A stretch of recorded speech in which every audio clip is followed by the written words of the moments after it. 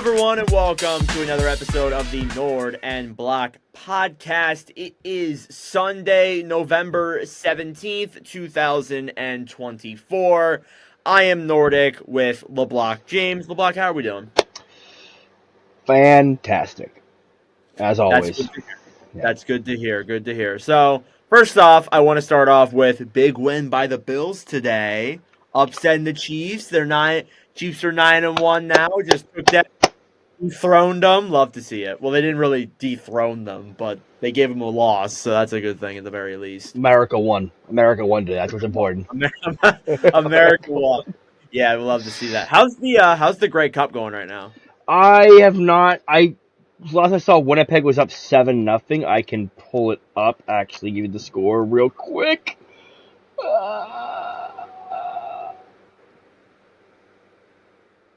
Blue Bombers are up 34-16. In what quarter? It is the.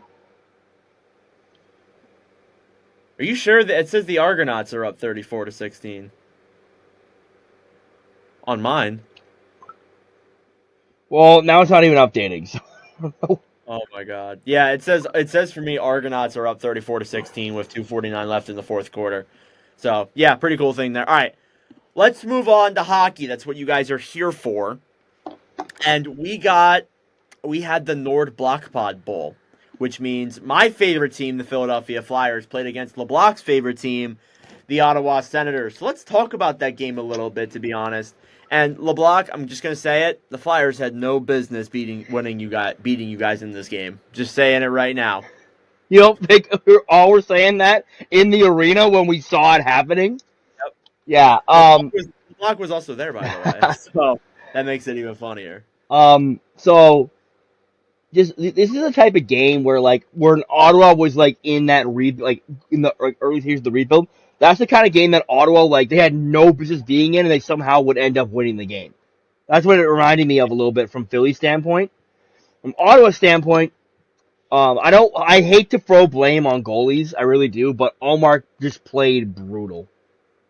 Yeah, he didn't look that good. You look at the shots, 37-19 in favor of Ottawa. Ivan Fedotov was in net too for Philadelphia. You start off in the first period, a goal from Travis Sanheim, then a goal from Brady Tkachuk ties up the game to end the first period. And then you get to the second period where they exchange goals again. Batherson gets a goal to go up 2-1 on the power play, and then Konechny gets a goal to tie it up. Then you get to the third, and the Senators just seem to, quote-unquote, run away with the game.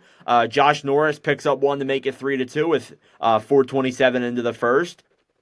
And then Adam Gaudette, who has 7 goals this year, has scored with just a little bit under halfway to go. And, it looked like they had the game 3-1 with about 9 minutes left, and then Philadelphia just started coming back. So what was it like witnessing that? So, I'll be honest, as soon as Philly tied it, I think all of us in the said Philly's gonna win. We know how this goes. But me being the optimist that I am, I mistakenly, but I unfortunately put $50 on Ottawa to win the game. You put 50 on Ottawa? Oh I've cleaned out the account. If I put it on Philly, I probably would have won more money. But yeah, money. I always say this. I'll take the point. I will take the point. But at some point, you need those are games you got to win. And for Ottawa, I think Ottawa deserved to win the game. They deserved the 2 points. But just poor play from goaltending. When Armor didn't had a lot of where he didn't take the shot for at least 8 minutes twice. Yeah, there were a couple. Well, actually, not even halfway. You were done the second period, and Philadelphia only had 7 shots through the first 2 periods. Which, by the way, they had 2 goals on those 7 shots too. So then you head down towards the end of the third. Anthony Richard, who came in when Mitchkov was scratched, has earned himself a spot on this roster now. He makes it 4-3, not even that long after Gaudette picked up one. And then Bobby Brink scored with, I think, 55, or he scored with very little time left in the third. Actually, I'm reading this wrong. Never mind. 8 minutes left in the third. And so it wasn't a little time. But Brink ties the game up, and then Michkov scores in overtime with 55 seconds left in the overtime from an impossible angle. I did not think that was going in when I was watching the replay. But Michkov wins it for the team. 3 stars. Michkov was the first. Josh Norris was the second, and Travis Sanheim was the third. And the the 3 losers of the game, Linus Olmark was number 1. Sorry. Yeah, we were sitting behind the net too. So we saw it going. So basically our seats are where Ottawa's upper deck is basically, it's like you're above the second deck. So like second deck is a little, like it goes up here. Ottawa's front deck's more pushed out. The second deck's more pushed in. So you're basically you're basically sitting. And if you're low there, you're basically right on top of the net. So you see it go in. You're like, fuck. I usually I stay for the free start. After that, I just we all just got up like immediately and walked out and left. Like we were, like I was just not a great game. Not a great game from obviously the back end, but like Ottawa, you got to learn to win those games. I always say good teams find a way to win, and they need to. It is what it is. We'll obviously get another chance to face Philly again in the future this season. That's one I think they're gonna be kicking. They're gonna be, we should have had that one. If you look at teams that are in the race, let's look at. I hate to throw stones at Detroit, but no, you don't. No, you don't. But they missed by 1 point. Mm-hmm. And like if you and that's where if you won any of those overtime games, you're a playoff team. Yeah. There are 2 more games in the NORD Block Bowl, but we won't have to talk about this again until March. That's when the next one is. March? April. Yeah. The next one is until March. Wow. March 11th. I think it's in Philly too, but regardless, it's going to be a while before we see these 2 teams play again. And ironically enough, LeBlanc, they have the same record as of right now. Just Philadelphia has 1 extra overtime loss. Basically the same. Just Philly, I think, played an extra game. So, thought that was interesting. It's funny when our teams play each other, but something we'll definitely look forward to in the future. All right, let's move on to one of the bigger pieces of the week.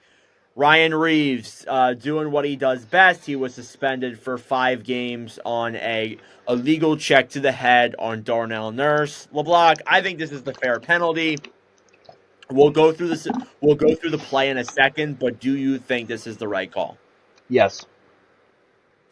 Should Nurse have? I love the defensive, like, that's clean. Nurse didn't have his head up. He should have his head up. Yeah, you also can't go around hitting people in the head.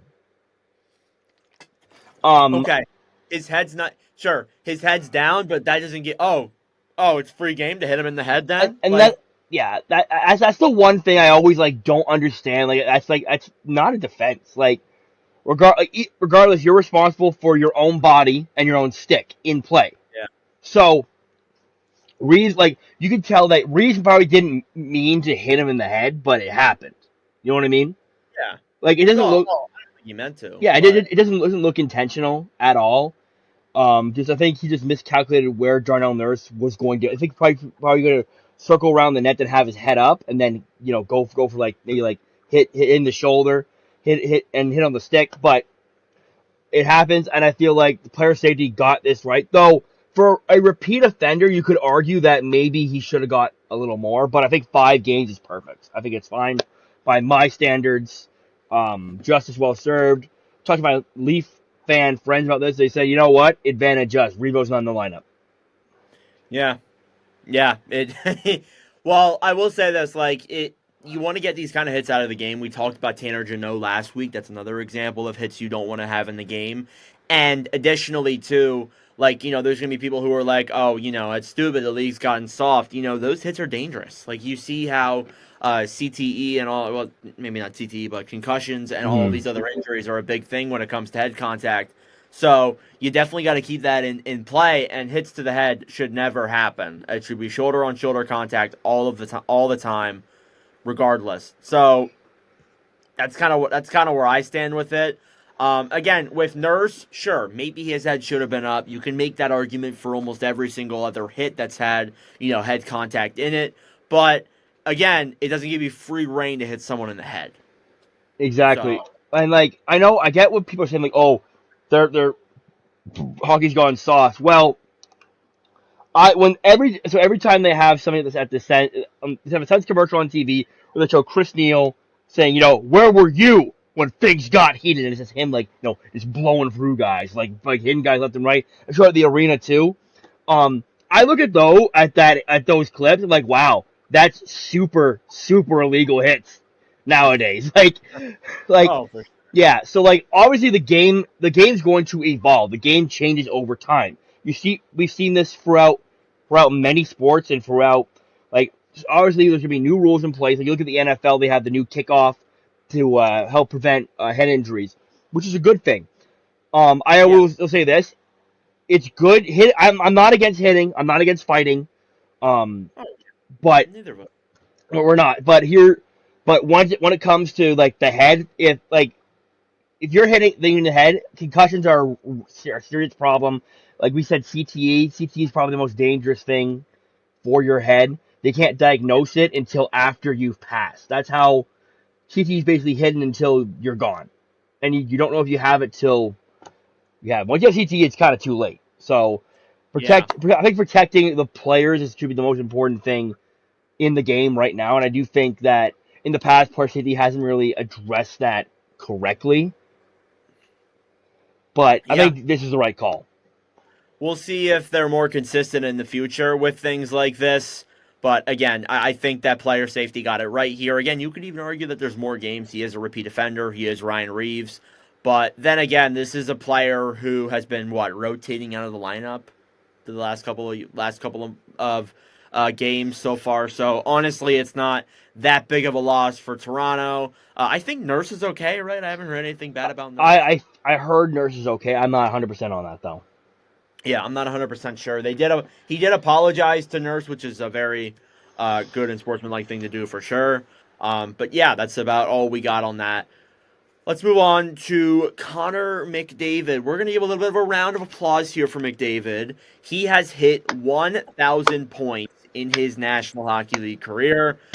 Pretty incredible, to be honest. I think you got to give him a lot of props. He did this despite facing shortened seasons with injuries and COVID playing huge factors there too. If it weren't for those seasons and hypothetically he plays all of those games, he's probably at 1,300 by now. You could In his argue that, yes. Yeah, COVID season really like sick. Though he was like over point per game in the COVID year too. He So was.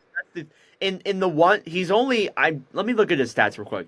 He's only had less than 100 points two times in his entire career. The first time was his first season where he got injured for half the year. Then the second time was where he missed some games and the season was cut short. But LeBlanc, he had 97 points in that season, so he mhm. practically had 100 points. Basically, you give him even two extra games, even one at that, and he hits 100 points. Every single other season, including the shortened season in 2021, he's at 100 points. Mm. It's simply really impressive what he's been able to put together in his entire career. I think he could get even more. Like he's gonna shatter 1,500 points. Shatter. Yeah, You no, know, very few guys have done that. if he keeps it up, you could see in the next, you could argue maybe 4 years he keeps up because he's scoring like what 125 a year averaging the past Yeah, couple years. If he can keep that pace, averaging 125 a year, he's going to hit 1,500 by he's 27 now, right? So he'd be he third. Yeah, he should be 31 by the time he hits 1,500. And that's crazy to me to talk about McDavid turning 30. That makes me feel so old. Yeah, so all time there have only been 16 players who have reached 1,500 points. Two of them being Sidney Crosby and then Alex Ovechkin as well, who are both close to milestones too. Crosby's almost at 600 goals. Ovechkin's almost at the freaking goal record. But only 16 players have reached 1,500 points. Only seven players have reached 1,750 points, and then again, only one player has reached 2,000. And I think McDavid can reach 2,000. telling you right now, I think it's really possible. Unless if we see injuries or more shortened seasons, I think he's on. I think he can Yeah, get 2,000. I'll agree with you there. I definitely agree with that 100%. No, I don't think that he gets close to Gretzky's record of almost 2,900 points, but I think that he can definitely crack 2,000 and become the first player to do so, or the second player to do so in this era. All right, anything more on McDavid before we get into how the Atlantic is just in shambles right now? He's him. That's really all you can say. Like, he's the best player in the world. That's all you got to He say is about it. by far best player in the world, without a doubt. Okay. So I feel like we talk about the Atlantic Division every single episode, but because we have a podcast with a Sens fan here, we kind of have to do so.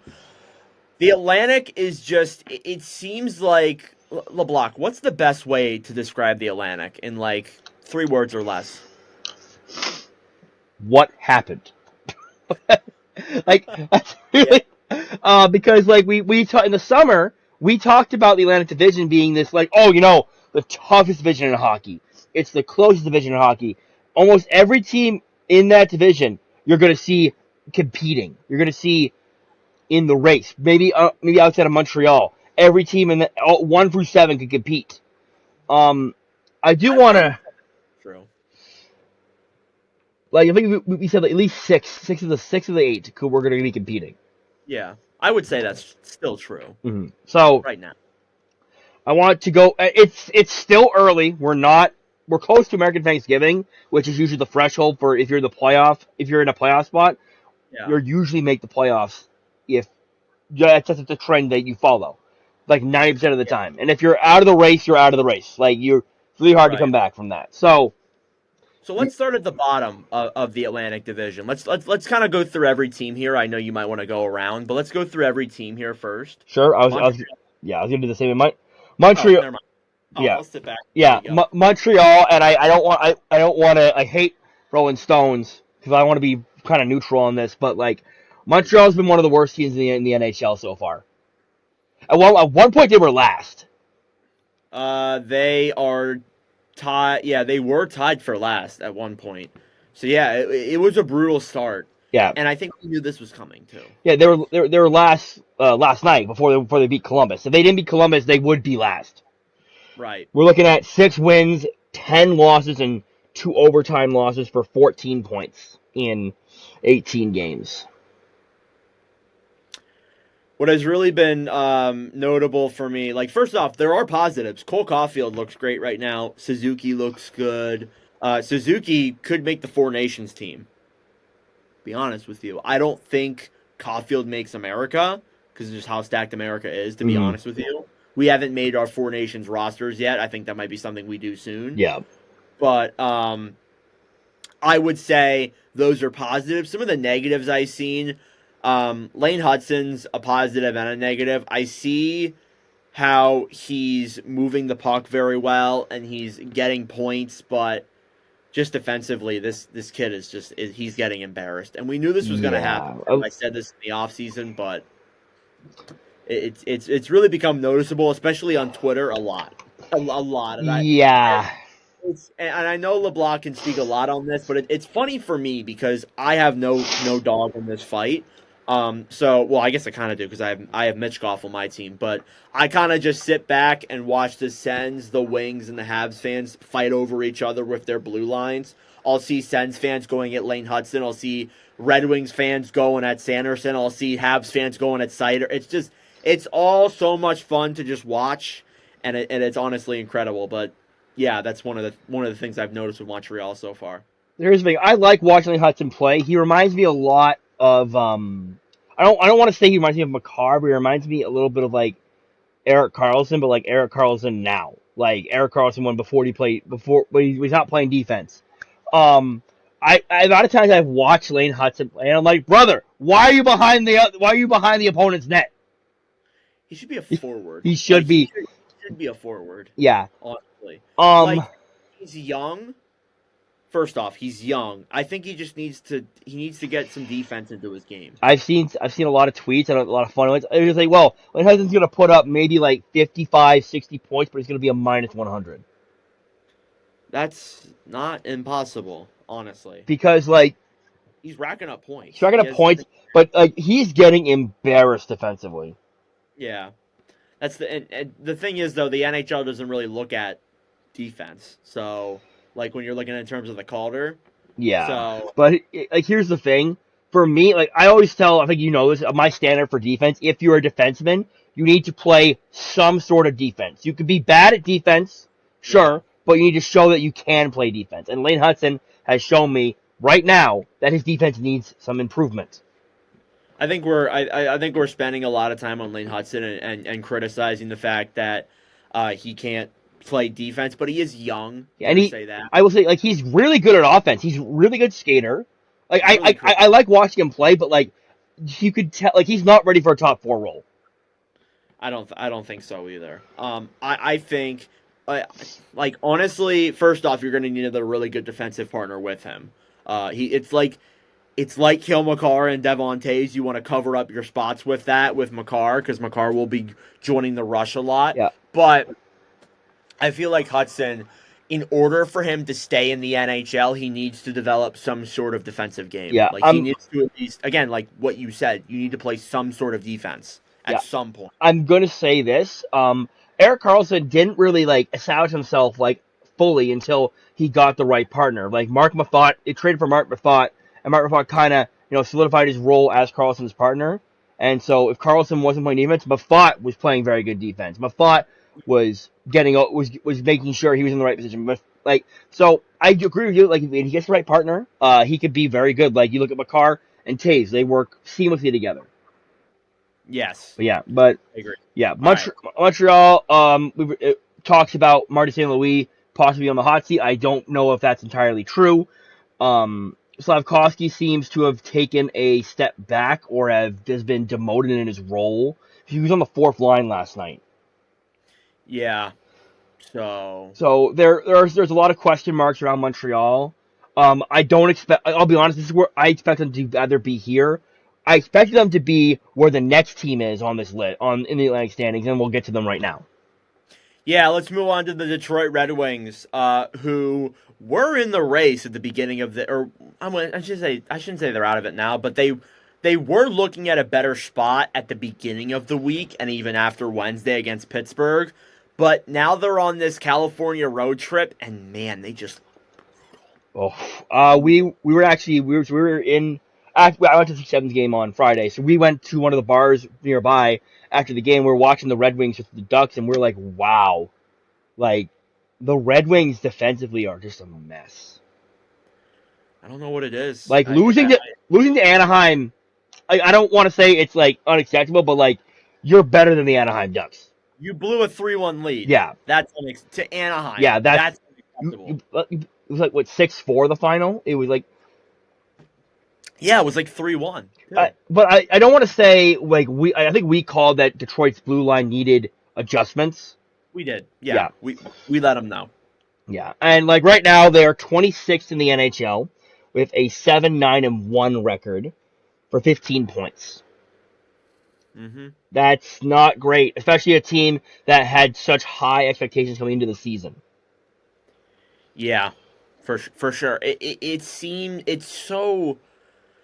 Kind of predicted it, to be honest. I had a feeling they were going to struggle out of the gate and everyone was going to be shocked. Do you think Derek Lalonde's job might be on the line here? You said no last week. What do you think this? I did say no last week, but if this continues, he's gonna get hot. Yeah. I don't think they fire him before Christmas, though. If you're asking that. I don't think so either. I think he's going to be like an end of the season firing or something like that. Yeah, I can't see them like mid-season firing Lalonde. I don't think that's how the Red Wings operate. Yeah, and like I don't know. I do want to say this: Cam Talbot, Alex Lyon are playing very good hockey right now. Oh yeah, the goalies aren't the problem, which is really weird because that was part of the issue last year, and now it seems like it's actually okay. Talbot looks good. Wonder where that was in Ottawa. Talbot. Yeah. I was wondering when you were going to give him some credit. Yeah. But yeah, he's looked very well. But like when Talbot's playing very well, he can't get goal support. Yeah. Kind of seems like that's just how it is right now. Lucas Raymond, 1 goal so far this season.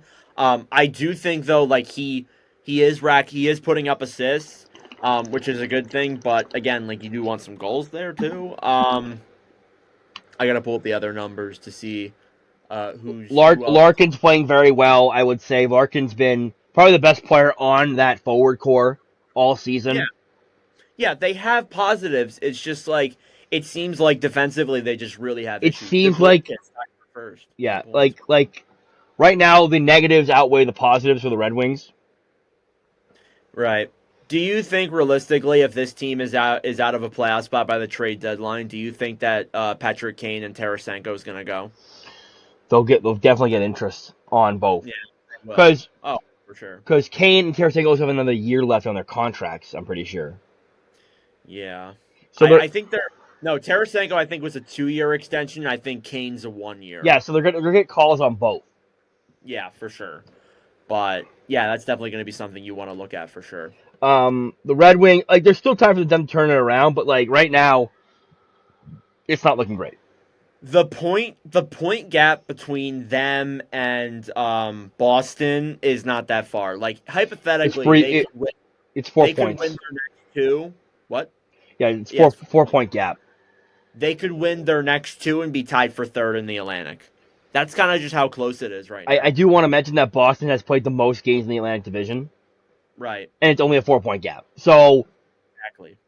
yeah, So I just want to mention with these four teams, like Detroit's the first one, and the next three that we're going to mention, they are all a winning streak from being comfortably in a spot or a losing streak away from being far out. So yeah, it really is lying on a lot of these teams right now to go on a win streak and run away with this yeah. run away with the Atlantic. Or Well, not. let's talk about Buffalo. Yeah, Buffalo, they've been very streaky this year.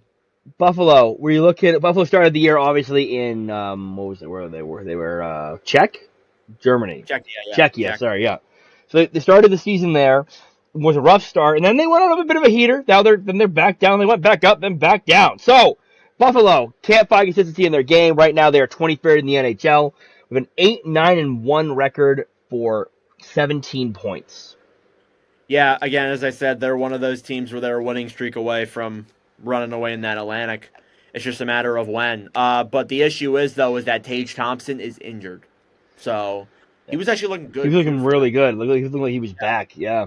He was almost a point per game. It's a big, Um, and then Matthias Samuelson's also injured. Which, if you want to talk about a contract that everyone said was great, but I don't want to. I'm going both with my own horn here. I said it was a bad contract, and I'm right on that. So, but getting back to Buffalo, yeah, they've had some injuries happen. Tage being out is not great long term. I think Darlene missed a little bit of time too. he did get hurt in training camp. I don't Yeah. think he missed time though. Okay, so Can we talk about Dylan Cousins? oh my God, Do brother, you know? Do you know how bad it is? He has 7 points in 18 games so far this year. brother, get it together. Yeah. And he just signed a Uh, contract extension. right. So in 22-23 that year the Sabres came so damn close to making it.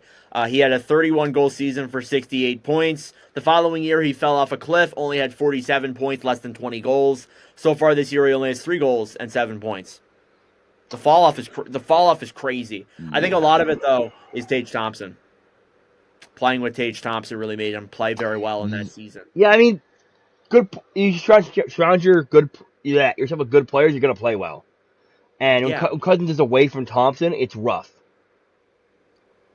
Since then, it's been wildly inconsistent. I will say this: Paterka looks good. But Turker looks really good. Like, Paterka's a big plus at the very least. Ryan McLeod looks not that bad either. He has 12 points so far this year already, so that doesn't look terrible.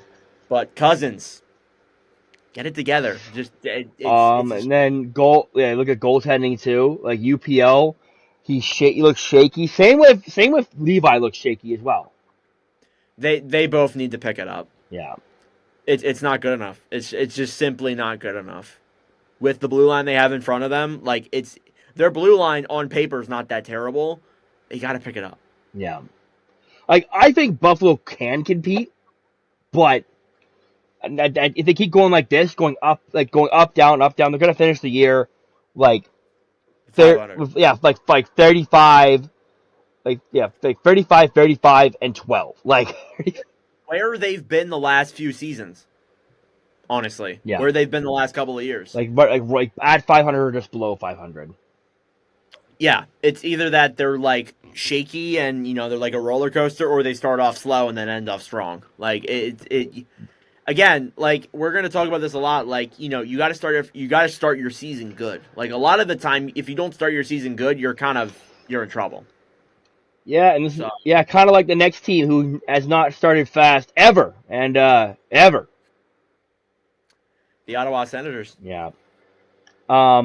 It's funny. The Jets broke their record for the best start to a season, which I found fucking hilarious. Oh, excuse my language. Oh, way to go! His inner anger got to him. Sorry, kid. Yeah, the Ottawa Senators. Well, if I got one thing to say, it just like cannot put it together. Like it is so inconsistent. Ottawa is right now 8-1 for 17 points and for 5th place in the Atlantic Division. They are currently 2 points out from Boston for the last wild card spot. Yeah, they have just been again. They're a little bit like Buffalo. They're kind of a little bit streaky to start this year so far. So let's look through November so far for them. So they start off with a 2-1 loss to the Rangers. Then they shut out Seattle 3-0. Then they lose to Buffalo 5-1. They lose to the Islanders 4-2. Then they start winning a little bit, go on a 3-game point streak, beat Boston, beat Toronto, lose to Philly in overtime. Then they got shut out on Saturday by the Hurricanes yesterday. So, yeah, it's been a little on and off for them so far. They've kind of been a little bit streaky, November has been very famous as their month of where they just shit the bed. But so far, it hasn't really been that. Yeah, I do want to say that, like, right now, their record is where they kind of were last year at this point. Yeah. But then again, they missed a lot of November because they had the Global Series. I made that joke a ton where they just gave Ottawa November off because of how shit they are in the past. And then December's when the collapse really started to happen. Yeah.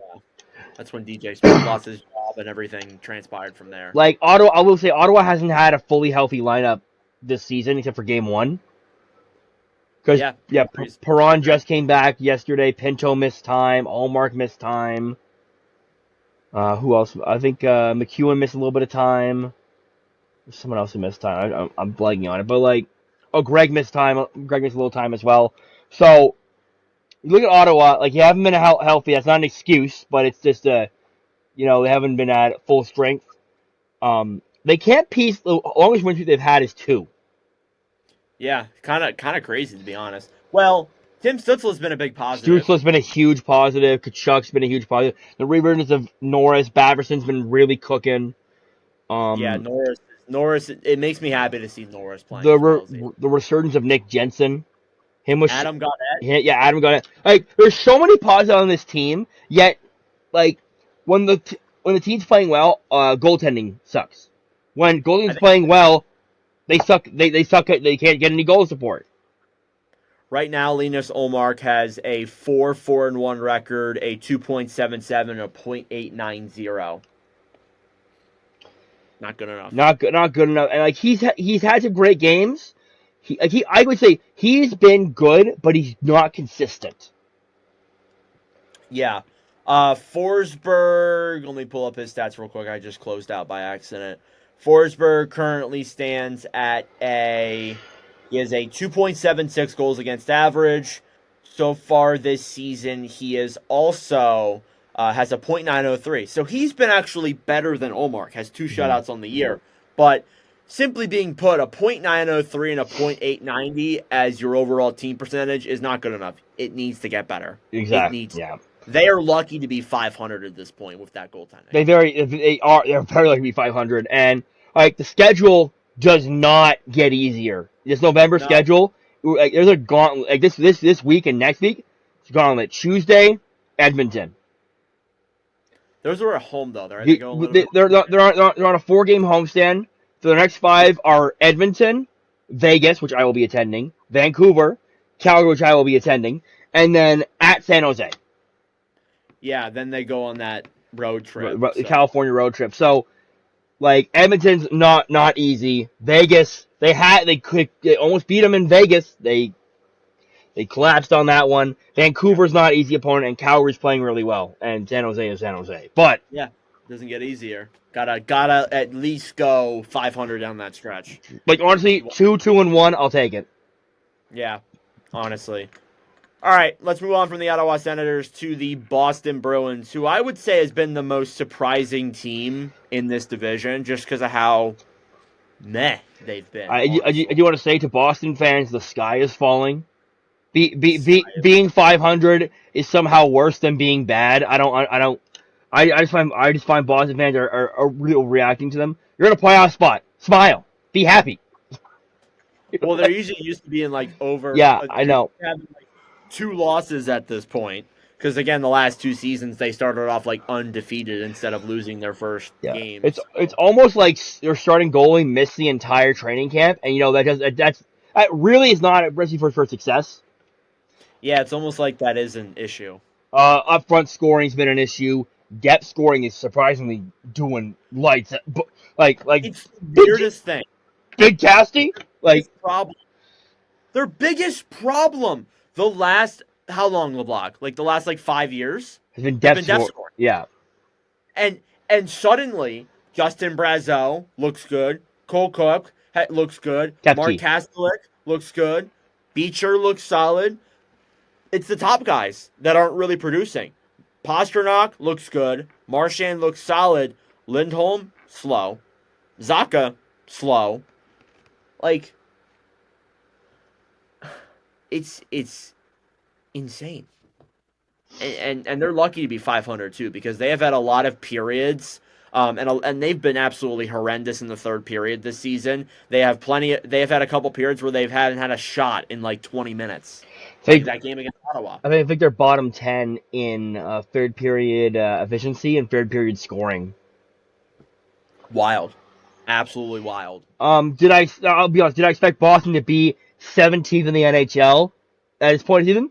No! I don't think anybody did. I think we expected them to be closer to maybe 10th or 9th in the NHL. Or even a top 5 team. What if I told you that Korpisalo has a better record right now than Swayman does? I'm very aware of that because it's just brought up every day how Ottawa should have kept Korpisalo. Go away. 3-2-1, a 2.74 and a .901. Swayman is, as the stats load real quick, he is a 5-6-2, 3.35 and a .88. .88. Oh my god. Needs to be better. It's the same rhetoric we've heard with these last 3 teams. Needs to be better.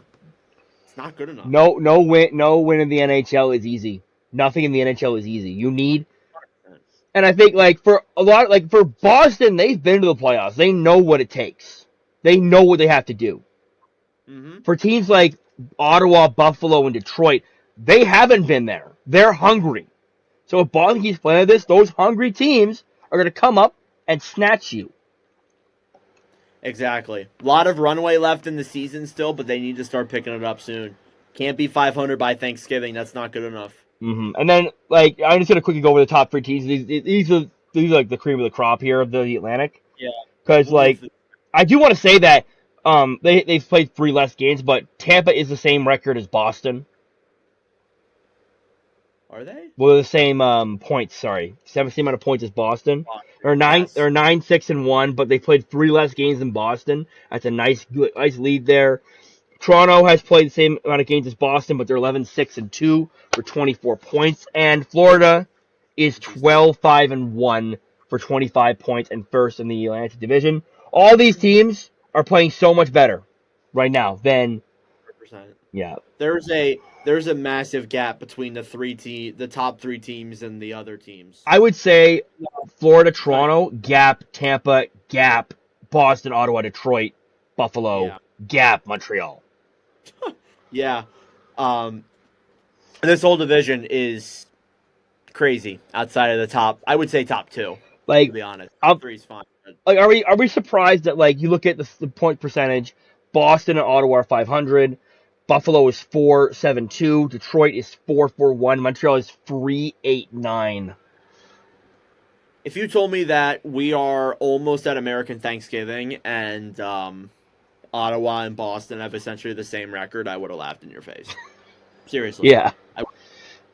Don't blame me there. The Atlantic Division for I'm looking at the wild card stand right now. You have New York, the Rangers are in the wild card spot. That's how strong the Metro has been right now.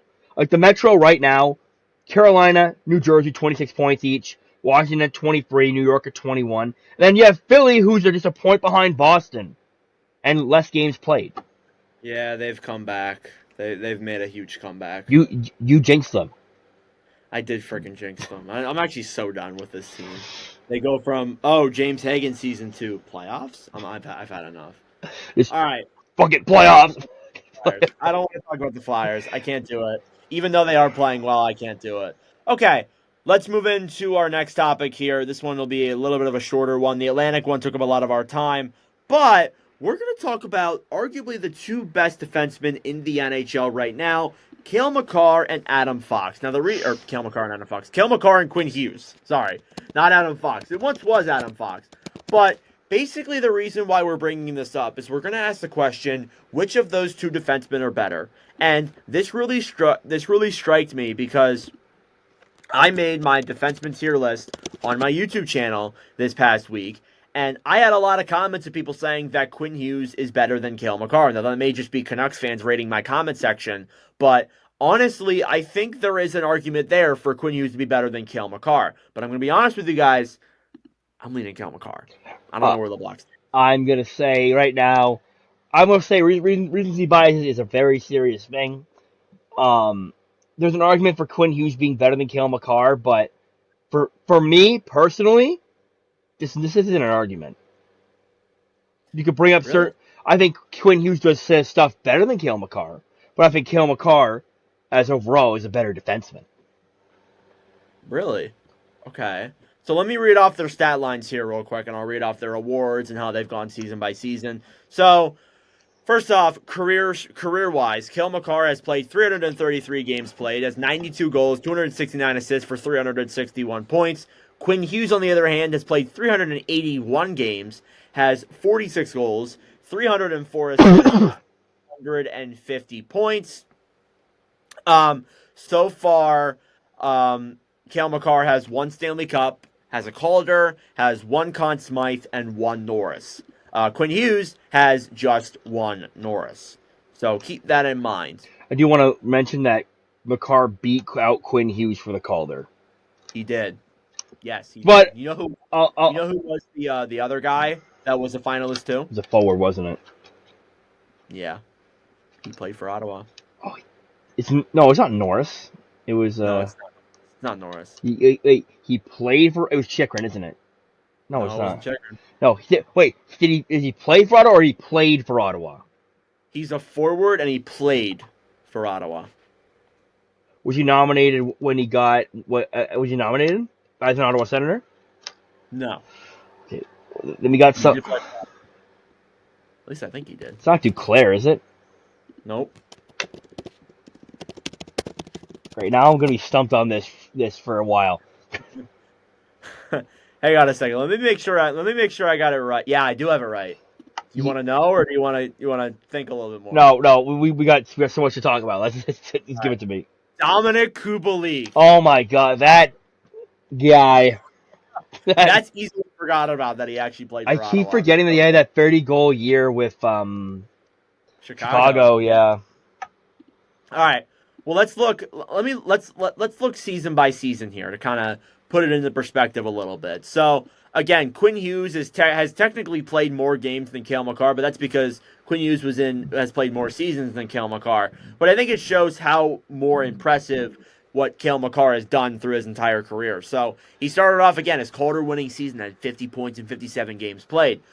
Then he went on from the 2020-21 season where he had 44 points. He puts up 86 in 21-22, 66 in 22-23, 90 in 23-24, and so far this year has 25 points. Quinn Hughes, it feels like he took longer to get to that elite status that he's at right now. In his first season, 53 points. Actually, I think that's a little more than Cale Makar, but I think Makar edged him out overall in the overall other analytics. In the shortened season, 41 points. In 21-22, only had 68. 22-23, 76. 23-24, 92. That was his big Norris season. And so far this year, he has 17 points. But I think he's the fastest defenseman, or the third fastest defenseman to reach 300 points in his career. Yeah, I feel like that Quinn Hughes is better offensively than Cale Makar.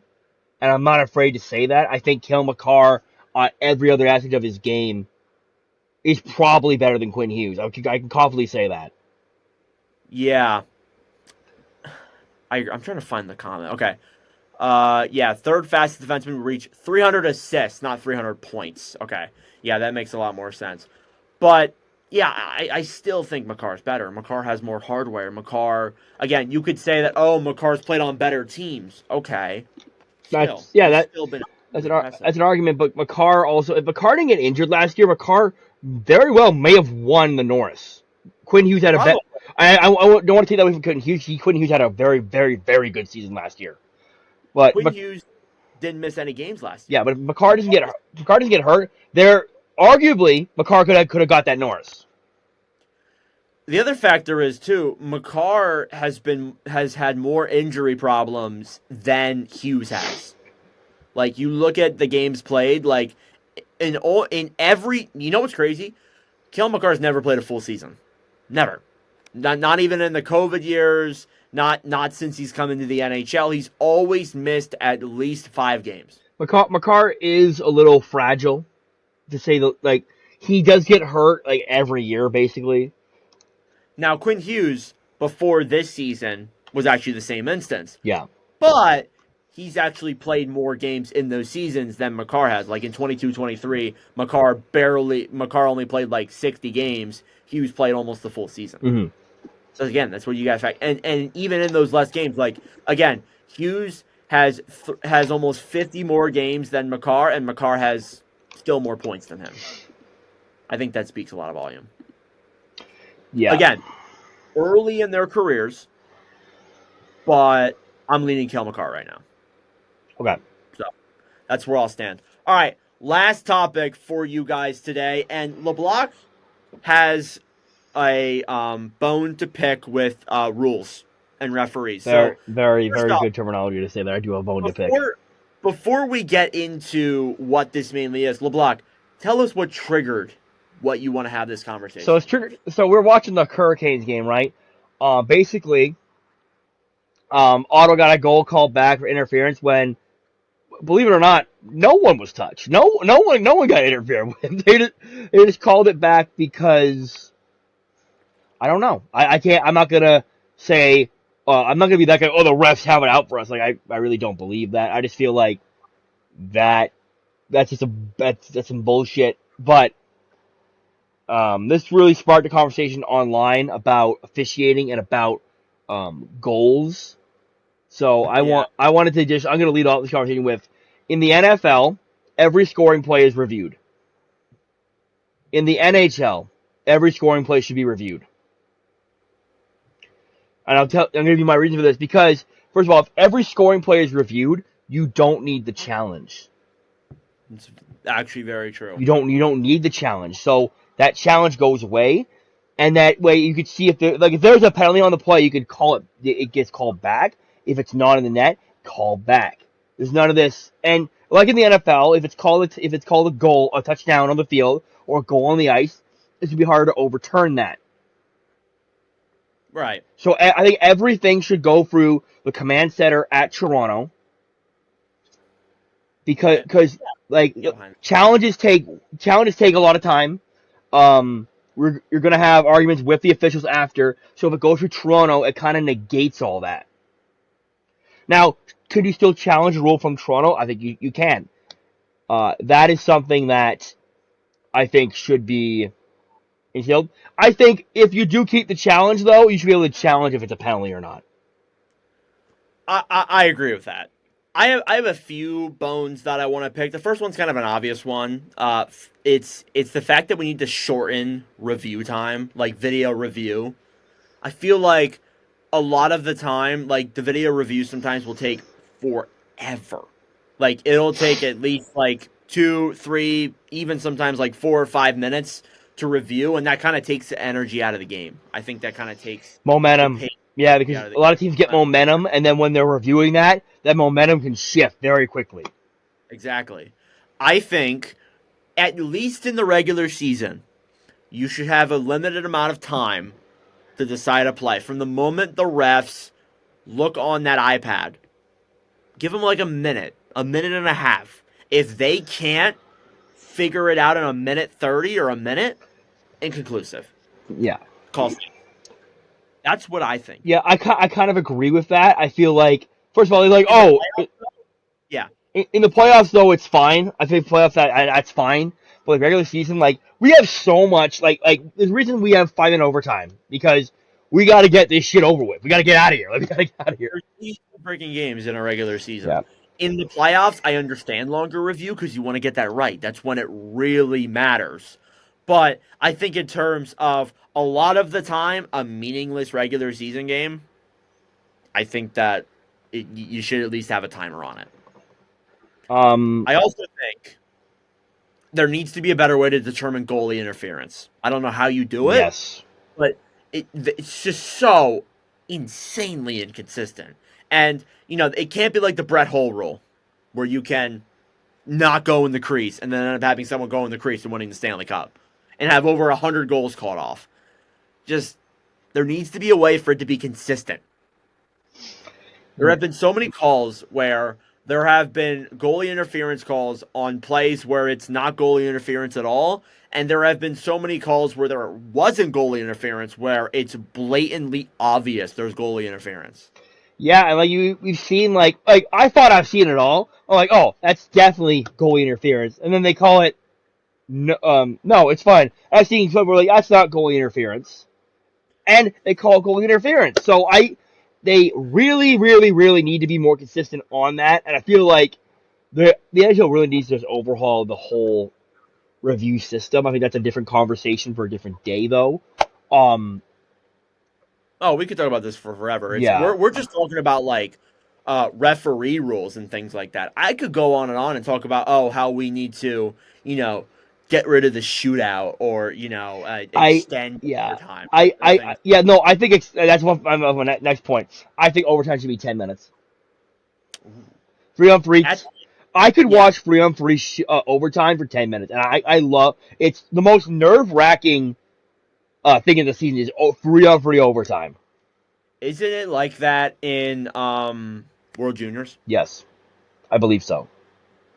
Watching Bedard versus Slovakia at the time for those 10 minutes, that was pretty incredible, honestly. So yeah, we could get into the NHL, and then at the end, tie. Fine with the tie at the end. But I do want to say in not junior hockey, but in like before junior, like they do this thing, beer league basically. I know it's never going to the NHL where after the end of 10-minute overtime or 15-minute overtime, you get to choose the home team gets to choose a shooter, and if they don't score, they lose. I agree with that too. Actually, like it will never happen in the NHL because it seems like such a bush league way of deciding a game. Yeah, that seems like a beer league. Yeah, it'll never happen. It'd be cool, but it's not gonna happen. But like stuff like that. Like here's the thing. I always believe this though that no sporting event should end in a tie. I'm gonna say what my dad used to say to me as a kid. Ties are for bitches. How do you feel about the loser point? That's something this is something I'm very strong about. The loser point is ass. So the loser point really, I think we should go to the 3-2-1 system. Yeah. Because here's the thing, records will be broken. That's if you switch that system, records will be shattered. Oh, 100%. But if I get 2 points, if I go to overtime, why should my opponent get a point for just sticking with me the whole? Like in the Ottawa Philly game, Philly arguably did not deserve. Well, Ottawa arguably should have got the 2 points, but they got the 1. But like teams that are just like lugging along and losing overtime. I don't want to point fingers, but the Islanders. Oh, excuse me. Yeah, the Islanders are a big culprit. The Islanders are culprit, but like if you switch it to 3-2-1, winning in regulation has way more meaning. 100%. So if you need that regulation win, arguably, what we could see is people pulling the goalie. Yeah, like everyone's going to be doing what John Tortorella did. Yeah, so like I think that's the big thing. I think eventually that's what's going to come to. Not on the recent. I think once Bettman is gone, that system might come back into play. Yeah. Like, yeah. This goes into another whole like commissioner talk, which I'm not even gonna speak on or get into. That's a whole other conversation, like I said before. That's an off-season topic. Yeah. I don't know why we don't talk about that stuff in the off-season. But going back to goalie interference, I had to scroll back way far in my TikTok to try and find a goalie interference call that like always resonates in my mind of how ridiculous it is. It doesn't result in a goal, but it's like a goalie interference penalty. So basically it's a game against the Panthers and the Avalanche where a Panther trips an Avalanche player and he slides into Bobrovsky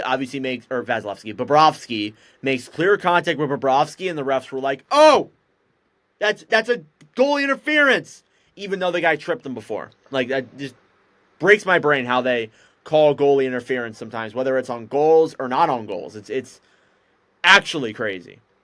There's one that resonates with me in the COVID season where Montreal's playing Ottawa in the COVID year, and Gallagher presumably shoots and gets the game-winning goal with like a second to go. Oh, yeah. It was called that. I think it was Paul Byron was in front of Murray, and Paul Byron like touches Murray, and like it looked like it was like, and Murray couldn't get back. I'll be honest with me. Now years gone by, that probably isn't goalie interference, but they call it GI Ottawa, and the game goes to overtime. Ottawa wins the game.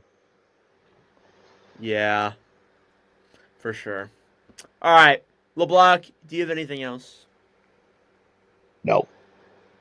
Nope. All right, well, that's all we got for this episode of the NORD and Block podcast. LeBlanc, any final thoughts? No. No. Okay. All right. Well, that'll conclude it for this episode of the NORD and Block podcast. Thank you guys very much for watching or listening. Subscribe on the YouTube. Follow us on Spotify and Apple Podcasts. Follow us on Instagram. Follow us on Twitter. I'm NORD. That's Block. Thanks for watching, and we'll see you in the next episode. Ciao. I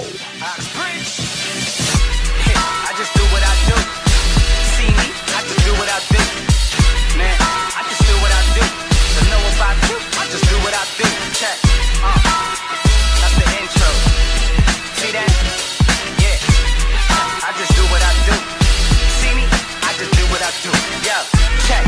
Let me flip this script. I feel privileged for all who can witness this. I am close to divine. Know the moment is mine, need no omen or sign.